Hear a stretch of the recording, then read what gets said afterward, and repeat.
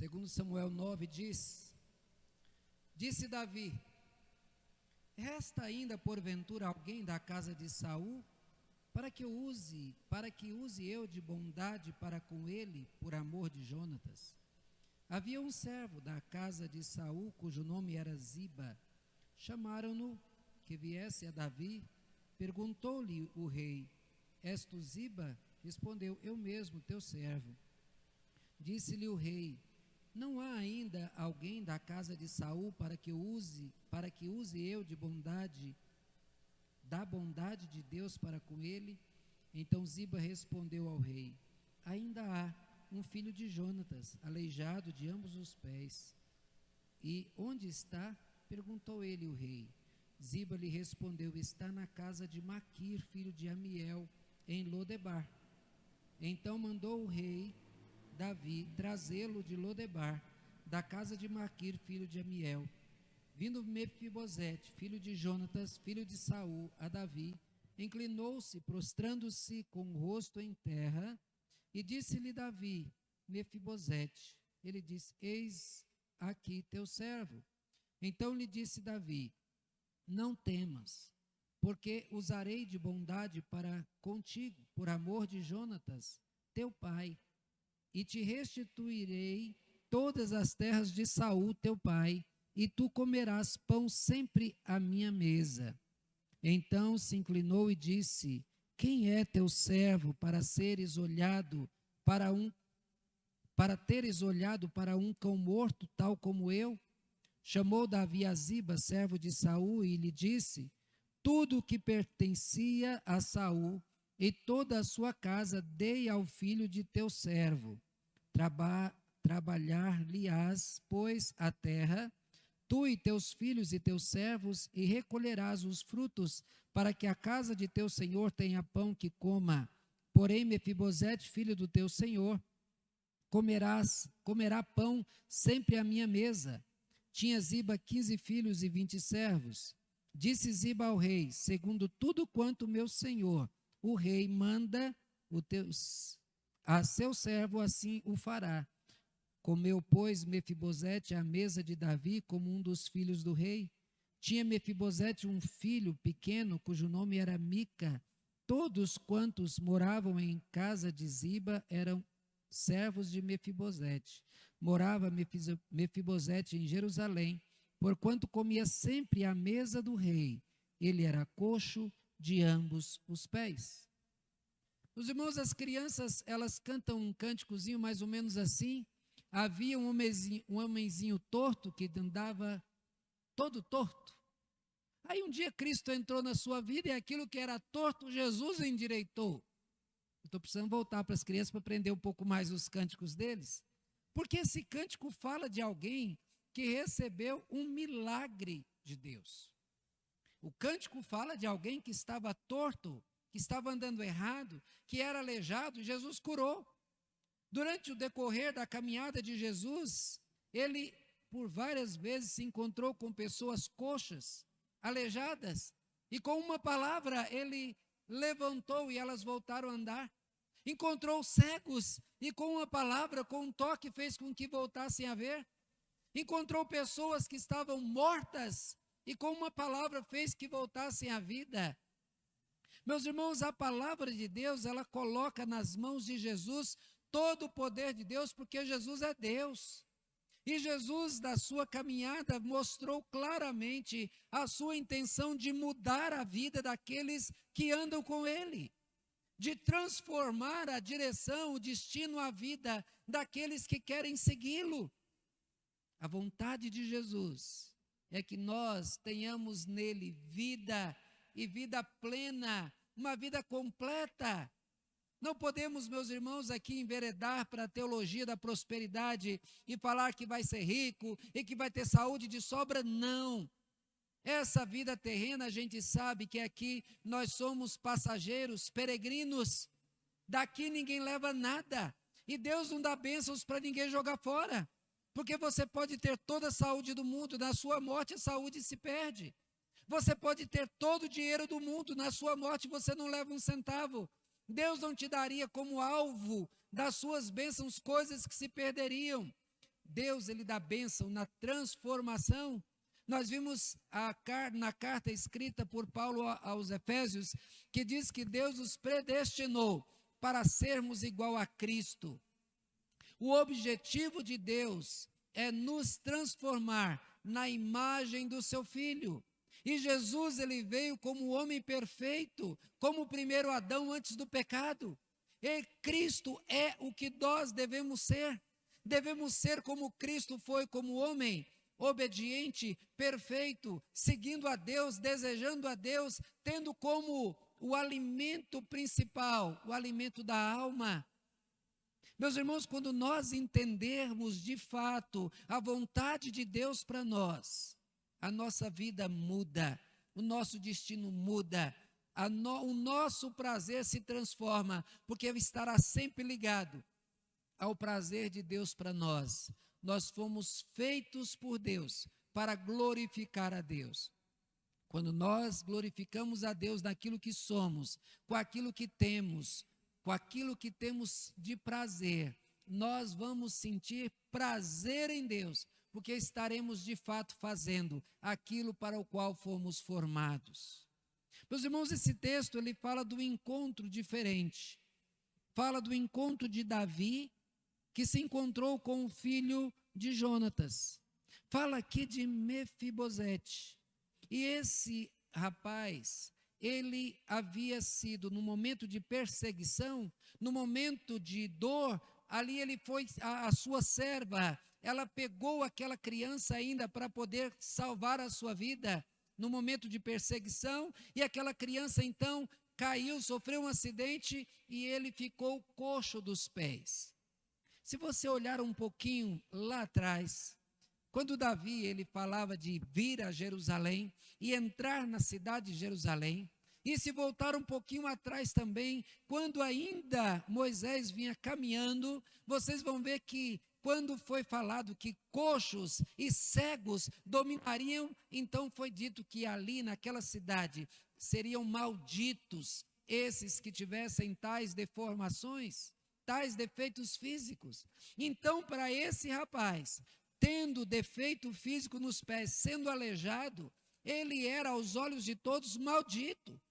Ele não seria nunca bem-vindo naquela cidade. Ele nunca seria bem-vindo aos olhos de ninguém. Meus irmãos, quando nós olhamos essa história de Mefibosete, nós podemos, sem medo de errar, aplicar-nos como se Mefibosete representasse a nós. Eu estava ouvindo alguém falar essa semana que fazer essa ligação entre Mefibosete e nós, entre a ação de Davi e a ação de Deus por nós, seria uma heresia. Eu não concordo, porque Mefibosete representa o estado de pecado que nós estávamos sem Deus, como descrito fartamente na palavra de Deus, ao descrever o coração do homem como corrupto, como totalmente afastado de Deus, sem desejo por Deus, colocando as nossas vontades como sendo ofensivas a Deus, tendo prazer naquilo que Deus detesta. Quando mostra lá em Efésios, do capítulo 2, que sem Cristo nós estávamos sem esperança nenhuma, sem Deus no mundo, até que Cristo entra na nossa vida e muda toda a nossa história. Então, quando nós vimos o que Davi fez a Mefibosete, ao perguntar a respeito dos descendentes de Saul, porque todos eles haviam sido mortos. Se você ler a história, você vai ver que naquela guerra onde Saul estava, Saul foi morto, os filhos também foram mortos e os seus corpos foram pendurados, e depois os israelitas foram lá e tiraram os seus corpos. Sobrou deles apenas apenas Mefibosete. Davi então vai atrás, procura saber da descendência de Saul e traz esse aleijado para sentar-se à mesa com o rei, sem olhar o seu defeito físico, sem olhar as suas imperfeições, mas dando a ele uma dignidade de príncipe entre os príncipes de Israel. Meus irmãos, quando nós olhamos o que Deus fez por nós, foi isso que nos fez. Quando nós lemos lá em Romanos 5, quando diz que Cristo morreu por nós quando nós éramos inimigos de Deus, nós éramos adversários, Nós éramos pecadores impuros. Deus, ele não chamou amigos, gente perfeita, ele chamou pessoas condenadas para servi-lo. Nesse texto, então, dos versículos 1 até o versículo 8, especialmente, nós vamos ver aqui essa narração, mostrando, meus irmãos, aqui os atos de bondade de Davi. Mas esses atos de bondade de Davi, eles fazem um paralelo muito claro aos atos de bondade de Deus para nós. Porque os atos da bondade de Deus para nós é que transforma a nossa vida, é que garante a nossa salvação. Historicamente, há um erro muito grande da igreja ao querer colocar nas mãos dos homens a ida, a busca, a entrega a Deus, como sendo Deus aquele que espera que seus filhos voltem e não aquele que chama os seus filhos a si. Mas a Bíblia é clara ao mostrar que a misericórdia de Deus é a razão de não sermos consumidos, de mostrar que a ação de Deus em nos trazer a si é que nos leva à salvação. Meus irmãos, então, nós, relembrando o que foi dito, a bondade e misericórdia me seguirão todos os dias da minha vida, como sendo então a razão da nossa salvação, a misericórdia de Deus. Mas vejam, meus irmãos, do versículos 1 a 4, mostra a ação de Davi, que também foi a ação de Deus para a nossa salvação. A busca. Davi buscou pelos descendentes de Davi. Ele pergunta: há alguém ainda da casa de Saul? Se você parar para pensar em como viviam os reis e qual era o modo do agir, você vai ver que essa é uma atitude totalmente diferente, contrariando tudo aquilo que qualquer rei faria. Porque o normal naquela época, quando um rei ascendia ao trono, era procurar todos os descendentes do antigo rei e matar a todos. Não deixar nenhum dos descendentes para que ninguém posteriormente venha reclamar o trono. Mas Davi aqui mostra a sua misericórdia, contrariando os costumes, indo então para trazer esse que era herdeiro do trono, para trazer para perto de si. Meus irmãos, quando Davi, ele fala da misericórdia de Deus, ele não fala como sendo a misericórdia aplicada na vida do próximo apenas. Ele não fala do que Deus fez na vida do outro, mas Davi, nos seus salmos, ele escreve que Deus fez a ele. Lemos o Salmo 32, se lermos o Salmo 51, ele fala disso claramente, mostrando que a misericórdia de Deus é a causa de ele ser quem ele é, de ocupar o cargo que ele ocupava. Ele reconhecia que foi a misericórdia de Deus que deu a ele a força para lutar quando ele era um pastor e defendia suas ovelhas. E com esse sentimento, reconhecendo a sua fraqueza, mas reconhecendo ele como agente de Deus, é que ele confiava no agir de Deus. Quando ele foi lutar contra o gigante, ele diz: você vem com lança, você vem com espada, mas eu vou em nome do Senhor. Ele tinha certeza de que ele era um agente de Deus e que ele não venceria com as suas forças, mas por aquilo que Deus faria na sua vida. Quando ele aqui vai atrás desse descendente de Saul, ele quer abençoar o seu adversário. Assim como Jesus, ele fez por nós, abençoando inimigos, abençoando adversários, nos estendendo a mão.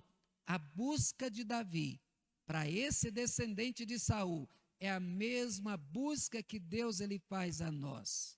De modo semelhante, nós, pecadores, éramos inimigos de Deus, mas Jesus veio nos buscar para nos abençoar.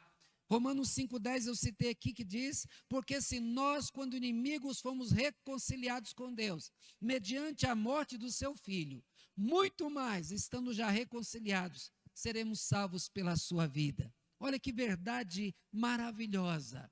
Deus, ele não olhou para o nosso estado de rebeldia, mas ele estendeu a mão, nos chamou para nos transformar.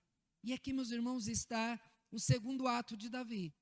Ele não somente ele vai atrás, ele não somente busca, ele chama, ele traz para si. Davi chamou Mefibosete à sua presença. Os versículos 5 e 6 diz assim: então mandou o rei Davi trazê-lo de Lodebar. E vindo Mefibosete, filho de Jonatas, inclinou-se, prostrando-se rosto em terra. Diz: eu estou aqui. A gente vê agora esse coxo vindo e se prostrando diante do rei. A gente vê aqui que ele obedece a um chamado. Ele é trazido para estar na presença do rei. Lá em Mateus, no capítulo 4, verso 22, a gente vê o chamado de Jesus para homens imperfeitos. Jesus chega para um grupo de homens que está pescando e chama, e diz o texto que então eles no mesmo instante, deixando o barco e seu pai, o seguiram. Meus irmãos, o chamado de Deus é algo grandioso. O fato de você ter sido chamado por Deus e o Espírito Santo de Deus ser enviado para tocar o teu coração, te faz alguém especial. Transforma você de um coxo, de um abandonado, de um ninguém, para alguém que foi atraído por Deus. Você não foi convidado por um presidente da república, por um homem importante, você foi chamado para estar na presença do próprio Deus.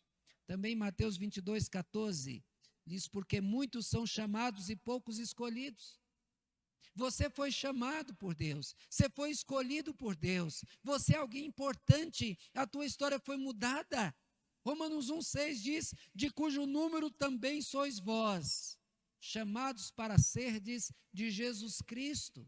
Você foi chamado para fazer parte dos escolhidos de Deus, que tiveram seus nomes escritos no livro da vida. Você é alguém que Deus transformou em especial. Também Romanos 8, 28 a 30, diz: porque sabemos que todas as coisas cooperam para o bem daqueles que amam a Deus, daqueles que são chamados segundo o seu propósito. Se você continuar lendo os versículos 29 a 30, vai mostrar qual é o propósito de Deus.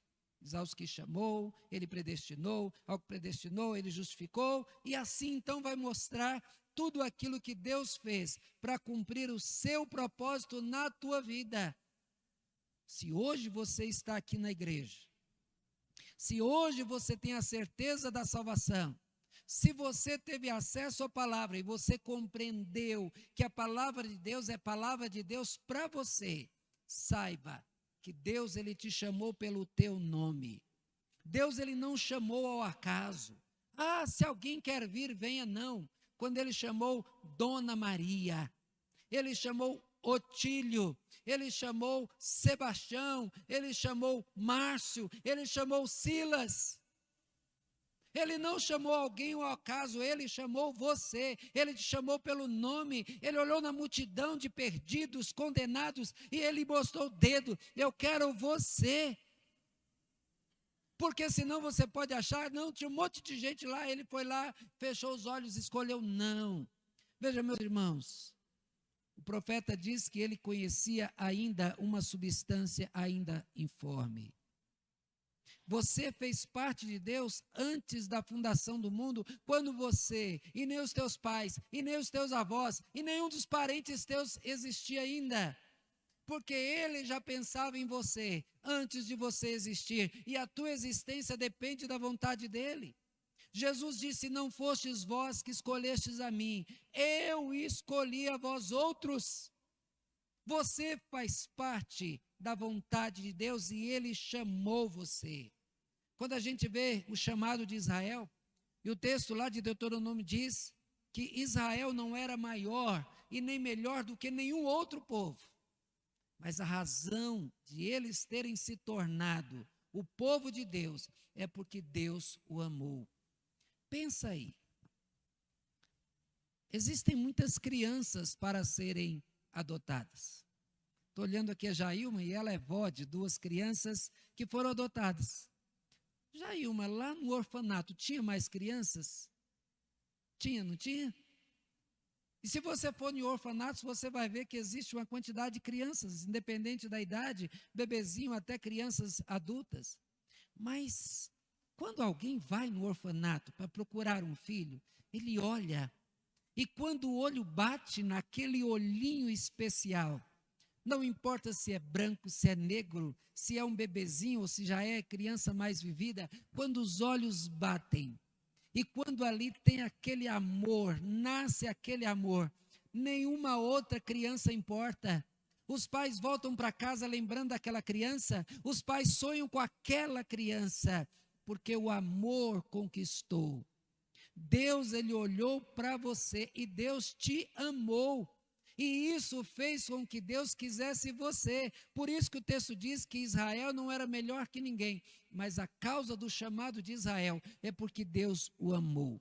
Assim foi comigo e assim é contigo. Deus, ele nos chamou e ele chama para que nós estejamos na sua presença, para que nós sejamos dele, para que caminhemos com ele. Mas, meus irmãos, o versículo 7 diz: então lhe disse Davi, não temas, porque usarei de bondade para contigo, por amor de Jonatas, teu pai, e te restituirei todas as terras de Saul, teu pai, e tu comerás pão sempre à minha presença. Meus irmãos, o que foi feito aqui é algo que muita gente não entende, até diz, restitui, Senhor. Deus não nos deve nada para restituir-nos nada. Porque nós somos devedores de tudo que somos e tudo que temos a Deus. Aqui na terra, tudo pertence a Deus, nós não podemos dar nada para Deus, porque Ele é dono de tudo. Então Deus não tem que nos dar nada. Mas o texto mostra que a restituição, o que Deus faz conosco, é restituir a dignidade. É restituir aquilo que nós deveríamos ter sido desde o início. É restituir-nos ao estado original da vontade da criação de Deus. Nós vimos aqui que Davi restitui a Mefibosete tudo que era de seu avô, consequentemente de seu pai por herança. A gente vê aqui que Davi restitui Mefibosete a condição de príncipe. Ele não era um qualquer, ele era o filho de rei. Ele não era um mendigo para ficar jogado na casa dos outros, ele tinha terras. Ele deveria ser tratado com a importância que ele tinha pelo fato do seu nascimento. Ele era de família real. E sendo de família real, ele deveria ser tratado dessa maneira. Meus irmãos, Satanás, ele veio para matar, roubar e destruir. João 10:10 diz, o ladrão vem somente para roubar, para matar e destruir.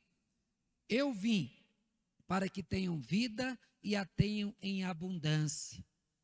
Jesus, ao entrar na vida de alguém, ele vem para restaurar a dignidade das pessoas, para restaurar a sua história. Aquele que estava perdido e por estar perdido vivia na mentira.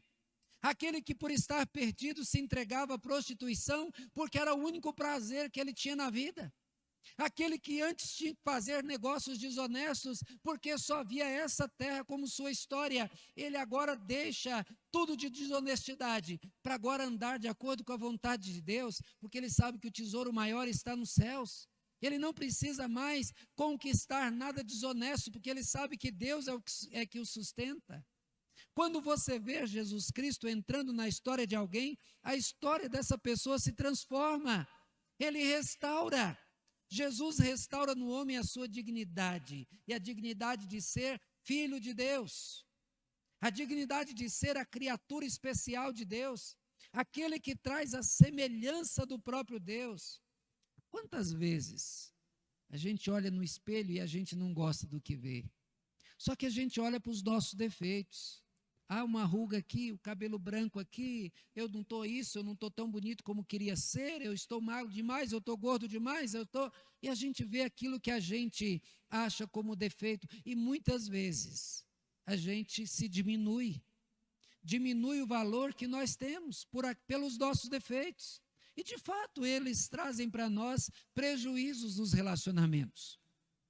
Mas quando vê que Deus ele olha para nós, independente se o seu dente é torto, se seu pé é torto, se você é aleijado, não importa. Quando Cristo entra na tua vida, Ele diz: você é meu, você é minha criatura, eu fiz. O Pai, o Filho, o Espírito Santo se envolveu para a tua criação. Façamos o homem conforme a nossa imagem, conforme a nossa semelhança. O homem perdido perde esse valor. Ele olha só para essa terra, da qual ele não vai levar nada. Ele olha para os prazeres da terra, que são prazeres que passam, que não satisfazem. Porque um homem que se envolve com todo tipo de impureza, ele pode ir lá e se satisfazer momentaneamente, mas imediatamente aquele ato, ele vai ter desejos novamente. Ele vai se sentir carente, ele vai se sentir vazio, porque as coisas do mundo não satisfazem. Mas quando alguém faz a coisa certa em obediência a Deus, ele sente o coração cheio. Eu fiz aquilo para o qual Deus me criou. Eu obedeci, eu glorifiquei a Deus da minha vida. E isso então faz com que a vida dele seja restaurada. O crente então, aquele que teme ao Senhor, aquele que se encontrou com o Senhor, como consequência, a sua vida é restituída.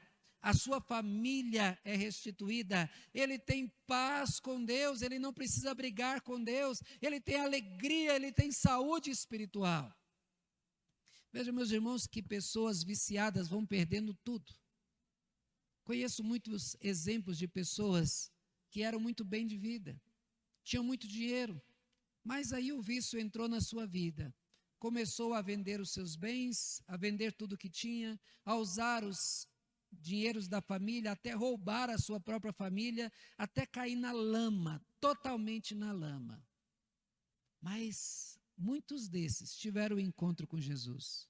E a partir do momento que Jesus entrou na sua vida, eles recuperaram a sua vida. Eles agora querem construir, retomar a sua família, retomar a sua história. Eles querem ter uma família, eles querem trabalhar para ter o seu sustento, eles não querem jogar fora o dinheiro, eles querem guardar, eles querem ter herança para os seus filhos, eles querem fazer o certo, porque Jesus entrou na sua vida. Veja, meus irmãos, que ao restituir a Mefibosete os bens do seu pai, ele restituiu, deu a ele a dignidade de filho de rei. O Senhor, o Rei do Universo é o meu Pai, o Rei do Universo é o teu Pai, e você tem que saber que não é porque você é o dono do ouro e da prata, que você vai então se jogar aos prazeres, pelo contrário, você vai procurar conhecer aquilo que dá prazer a Deus, para que a tua vida seja restaurada a cada momento, que a tua vida seja santificada a cada momento, para que você então se torne cada dia mais parecido com a pessoa do Filho de Deus. Mas o versículo 8 diz: então se inclinou e disse: quem é o teu servo para teres olhado para um cão morto tal como eu? Veja, meus irmãos, que esse texto mostra que o que Davi fez com esse rapaz foi aquilo que Deus fez conosco ao glorificarmos. Davi convidou a Mefibosete para sentar-se à sua mesa permanentemente. Deu a ele algo que foi uma glória para ele. Não é isso que Deus fez conosco? Jesus Cristo não nos prometeu a glorificação? Há 3 tipos de salvação descrito na Bíblia.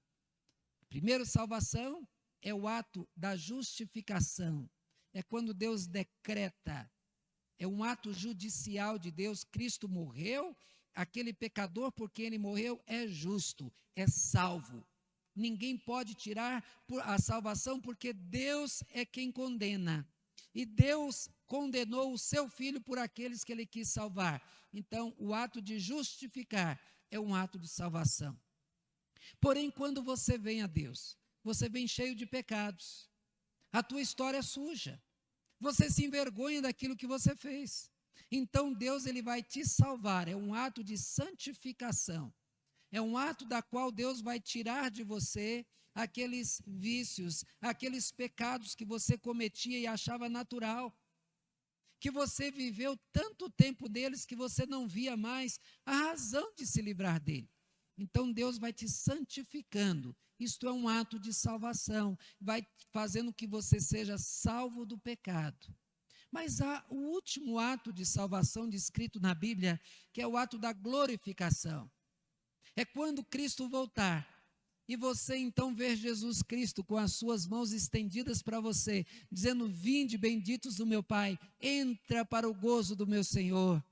Entra, meu bendito, entra, meu filho amado, para quem eu dei a vida, entra para viver comigo, entra para estar eternamente na minha presença, vamos nos regozijar eternamente. Isso é um ato de glorificação.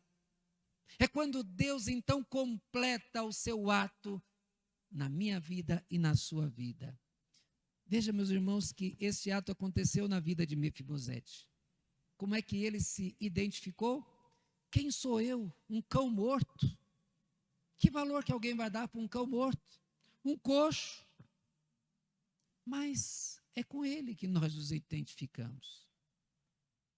Coxos, aleijados, deficientes espirituais, pessoas que não viam nenhuma importância em si mesmo, pessoas que por causa da culpa do pecado não teriam coragem de olhar para cima e falar com Deus. E esses então é que são chamados por Deus. Porque, meus irmãos, aqueles orgulhosos, os ricos, não rico de dinheiro, mas aqueles que acham que têm algo para oferecer a Deus, eles não experimentam dessa glória. Porque Deus, Ele quer exatamente aqueles que se veem perdidos, fracos, destruídos, que nunca teriam oportunidade. Aqueles que Deus, Ele toca no coração e essa pessoa vê então toda a malignidade do seu ser e se vê como alguém que não tenha nada para oferecer a Deus, mas que olhando para si e vendo o estender-se da graça do Senhor, ele vai dizer: obrigado, Senhor, obrigado porque eu estou aqui, porque o Senhor olhou para um cão morto. O Senhor olhou para o enfermo e o Senhor me deu a saúde. O Senhor me trouxe para me assentar na sua presença.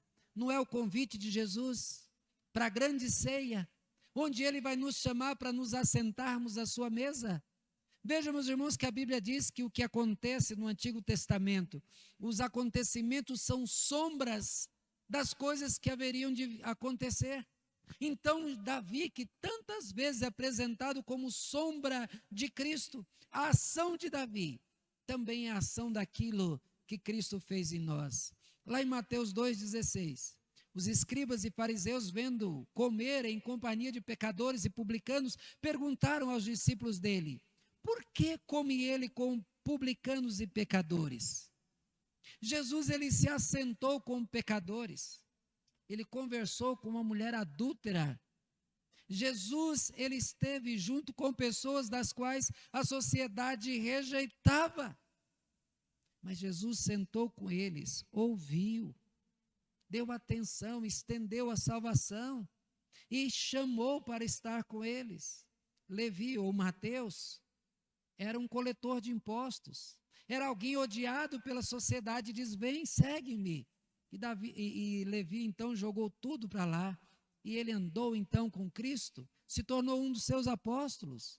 Lá em Lucas 14:15 diz: ora, ouvindo tais palavras, um dos que estavam com ele à mesa disse-lhes: bem-aventurado é aquele que comer pão no reino de Deus. Então veja, meu irmão, a vaga, o nome, sabe que quando tem festa de gente importante, eles param para ver quem vai sentar na mesa e a posição que vai ocupar. Quem trabalha com festas sabe disso. O teu nome já está marcado na mesa. O teu nome, não o nome de alguém que pode estar lá, o teu nome. E o texto diz que é bem-aventurado quem se assentar e quem comer pão na mesa no reino de Deus. Em Lucas 22:15 disse-lhes Jesus: eu tenho desejado ansiosamente comer convosco esta Páscoa antes do meu sofrimento. Isso mostra que Jesus, ele não somente chama pecador, mas ele deseja ardentemente a tua presença. Ele te valoriza. Por isso que em João 6,54 diz: quem comer da minha carne e beber do meu sangue tem vida eterna, e eu ressuscitarei no último dia. Terá glorificação. O mesmo ensina Romanos 8:17, 8:30, Efésios 1:3, Apocalipse 3:20, Apocalipse 19:9. Tudo mostrando, meus irmãos, que Deus, Ele se preocupa conosco. Ele vai atrás do pecador perdido. Ele chama esse pecador. Os atos de bondade de Deus são a razão da nossa salvação. Pois a semelhança de Davi com Mefibosete, Jesus nos buscou. Jesus nos chamou, Ele restituiu a nossa dignidade de filhos de Deus, porque somos adotados em Cristo como filhos de Deus. Mas Ele também nos glorificou. Um dia, nós estaremos nos céus, onde não choraremos mais, Jailma, onde nós não teremos razão para baixar a cabeça envergonhados, onde nós não teremos razão nenhuma para ter vergonha de nada, porque lá todo pecado será deixado de lado e nós seremos então, teremos diante de nós o próprio Deus. Essa é a glorificação maior. Esse ato espera por mim e por você. Portanto, meus irmãos, tenhamos a certeza que Deus, Ele não somente, Ele nos deu a oportunidade de ser salvos. Deus, Ele nos salvou. Assim como a vida de Mefibosete foi transformada, a minha vida e a tua vida também, com o Evangelho de Jesus, transformador, que é poder de Deus para transformar a vida de todo aquele que crê. Se você ainda não tem essa certeza, se você ainda não foi transformado pelo Evangelho de Cristo, agarre-se nele. Não durma sem chorar diante de Deus, dizendo: eu quero o que Cristo tem para mim. Porque o que Ele tem para você é para você. Mas os teus pecados, uma vida de pecados, te afasta desse encontro, te afasta dessa experiência com Deus. Tira o pecado da tua vida e se abrace ao Senhor, porque Ele tem esperado para você tudo de melhor. Que Deus te abençoe, meu irmão. Que esta palavra possa trazer a esperança certa de tudo aquilo que Deus tem na nossa vida. Amém?